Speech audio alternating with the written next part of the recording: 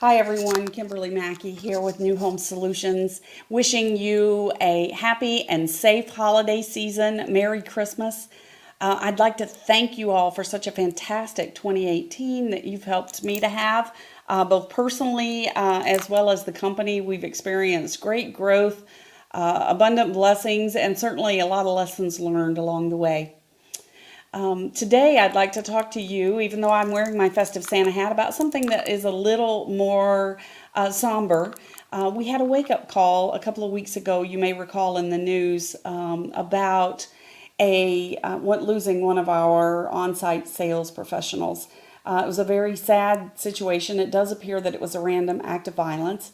But certainly a wake-up call and a reminder. So today, if you don't mind, I wanted to use my vlog to share some information with you. This is certainly not meant to be a complete situation, but hopefully I can spark some conversation and give you a couple of resources, places to go to think about personal safety.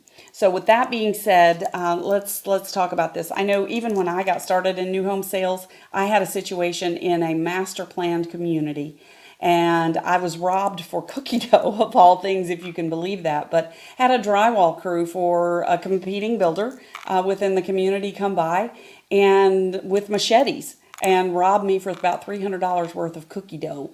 Fortunately, that worked out. I wasn't physically harmed, but certainly I was quite shaken, and it made me consider my own personal safety in the model center. Hopefully you won't have a story like that and you can just learn from others. But in addition, this past week, I was working with some clients, and the management team and I were making our rounds and meeting the salespeople, and we happened upon what we affectionately called a creeper in the model center. And this was a gentleman who hadn't crossed the line physically, but was making very inappropriate remarks and inappropriate innuendo, and certainly making the salesperson feel very uncomfortable. This wasn't the first time. He's actually under contract, and the salesperson was taking very adequate precautions, was keeping the person standing outside. He had pulled up in his golf cart with a couple of dogs, so that was appropriate, but she was keeping him outside so that for her own safety, and good for her. We happened upon it and certainly diffused the situation, but the manager reacted immediately and knew exactly what was going on.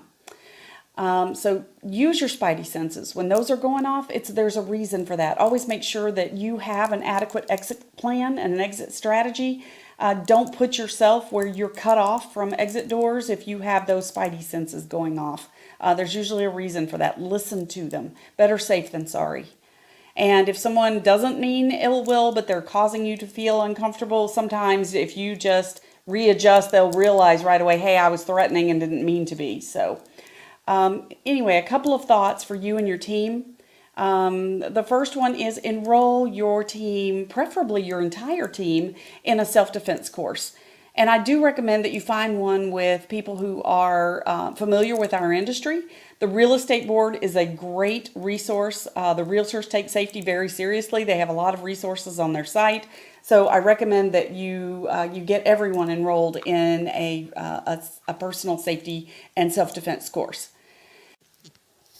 Make sure that your alarms are monitored, and preferably that they are a smart home, and that they're really attached to something where you have the latest in smart home technology, cameras that do have sound, key fobs with emergency alerts on them, so that regardless, so those can be remote, your salesperson can keep that on them at all times, chimes on all entrances and exits, voice alerts over the keypad, and certainly wireless technology, because you don't want those cables to just be cut.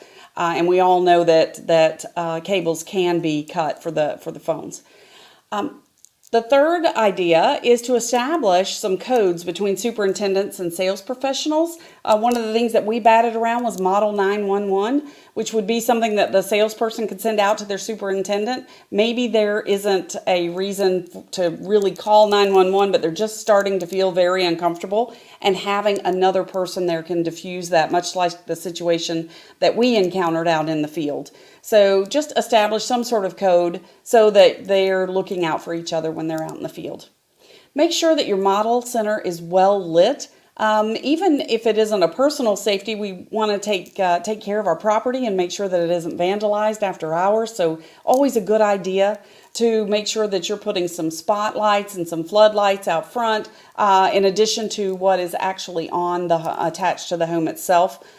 And then consider your model hours.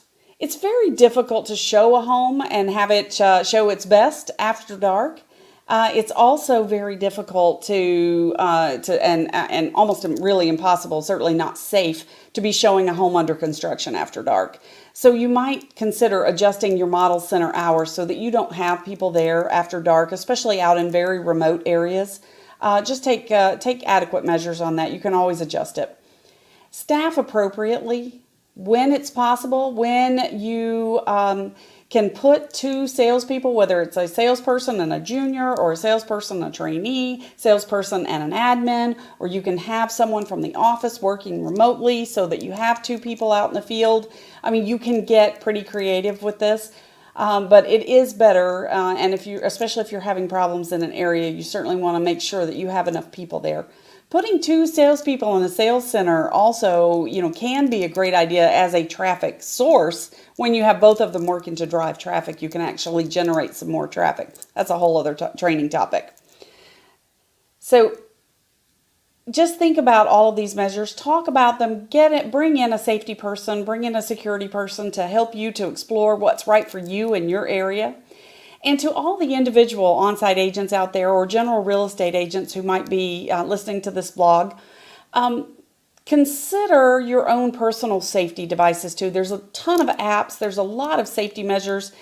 There's jewelry that you can wear that looks like it's jewelry but is actually an alarm system. There's a company called Aura, O-R-A, that has jewelry and sportswear. There's HomeSnap Pro for realtors. Life 360 is one of the apps that's out there. There's Lifeline, wearable devices. There's also Mace Alert 911. That's a great one. There's many of them. And if you'll refer to the notes below, I've actually put some links in there where you can go for additional resources. Stay safe out there. Sell lots of homes. 2019 is going to be amazing. And of course, if I can help you in any way, please don't hesitate to reach out to me at kmackey@newhomes, with an S, solutions.com.